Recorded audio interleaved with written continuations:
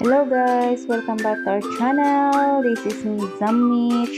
So, for today's vlog guys, ayan, magagawa tayo ng pizza sauce. Ayan, nag-ready ako guys ng kamatis, sibuyas at bawang. So, ayan, simulan natin siyang hiwa-hiwain. Kailangan natin siyang hiwain guys bago ilagay sa blender kasi pangit naman kung hindi natin siya hiwa-hiwain. Mahihirapan yung blender mag-ikot kung buo-buo siya.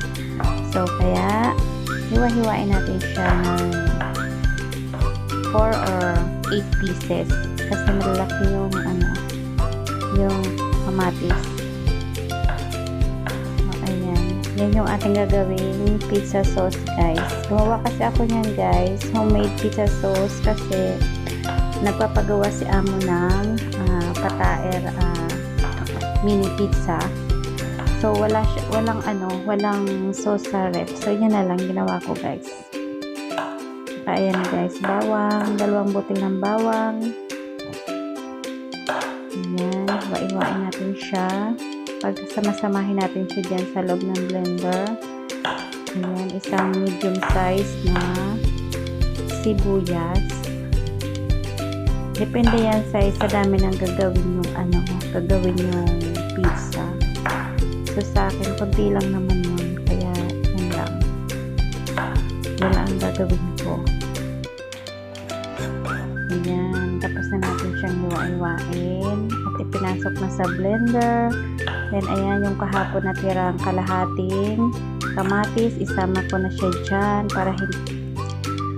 So, ayan na nga guys. Lagyan na natin sa blender. Ayan. Simulan natin siyang ikot-ikutin sa loob ng blender. Ayan.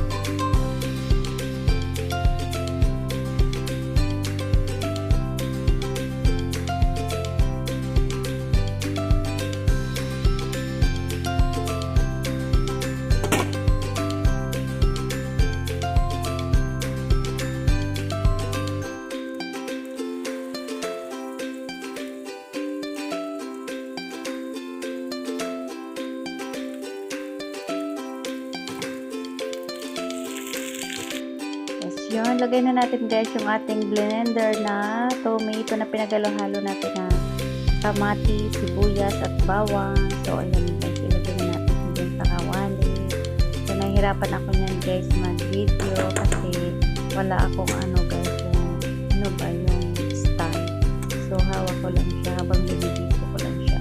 So, ayan, halo-haloin natin siya guys hanggang kumulo.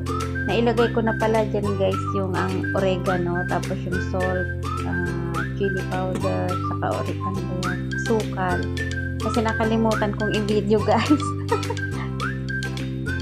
So ayan guys, ihalo na natin yung ating tomato paste. Ayan. Isang tomato paste guys. Yan. Natin siya. Para pumula siya.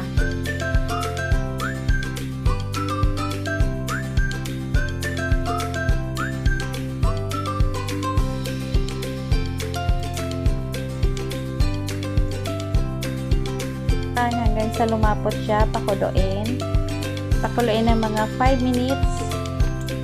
So pag kumulo na siya guys at malapot na, okay na yan. Pwede na natin siyang ilagay sa ating pizza. So, ayan guys, nagtitilam-stick na. malapot na siya guys. Ayan. Kumukulo-kulo na. Okay, tapos na guys. Nailagay ko na siya dyan sa ating bowl. Ready to put na yan sa dough.